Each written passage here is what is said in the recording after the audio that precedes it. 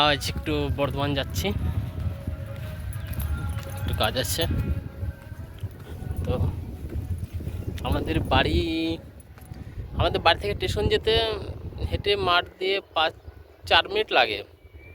তো দেখি দেখো আমাদের মাঠ দিয়ে আমরা যাতায়াত করি স্টেশন পরিবেশ।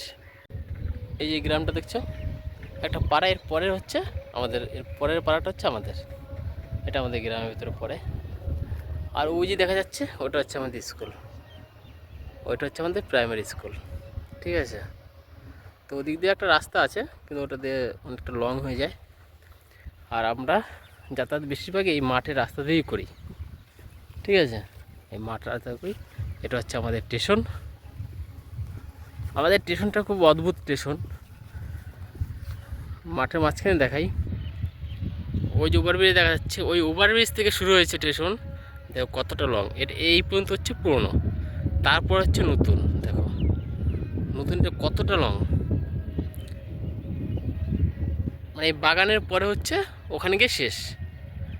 আমাদের স্কুল থেকে 200 মিটার। এটা হচ্ছে আমাদের স্টেশন। এরকম আমাদের এখানে চাষবাস খুবই ভালো হয়।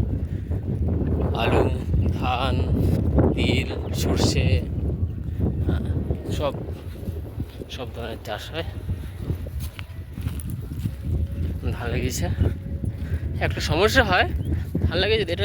এটা হচ্ছে মানুষ যাতায়াতের জন্য বানিয়েছে রাস্তাটা। ওই দিক দিয়ে আমাদের স্কুলের ওখান দিয়ে পাকা রাস্তা আছে, কিন্তু ওটা লং হয়ে যায় বলে কেউ যায় না। এটা দিয়ে ভিতর দিয়ে যাতায়াত করে, সেজন্য একটু মাঝে মাঝে একটু গর্ত আছে, কাদাও আছে, জলও আছে, অসুবিধা নেই। কাদা লাগলে পা ধুয়ে ফেলবো। এটা হচ্ছে আমাদের স্টেশন। ধান হয়েছে কত সুন্দর, দেখেছো? পরিবেশ খুব সুন্দর। গ্রামে যারা বাস করে তারা শহরে তাদের মন টিকবে না, কারণ শহরে গিয়ে আমরা পরিবেশটা পাবো না। তো এরকম খোলা আকাশের নিচে বাতাস, রোদ। আর শহরে তো কী বলবো, একদম বিচ্ছিরি অবস্থা। শহরে গিয়ে আমরা এরকম পাবো?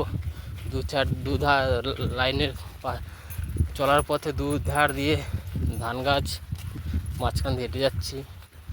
হ্যাঁ, এই পরিবেশটা হয় আলু যখন লাগায় তখন আলু দুপাশ দিয়ে আলু থাকে, আমরা মাঝখান দিয়ে হেঁটে যাই। পরিবেশটা খুব সুন্দর, বলো?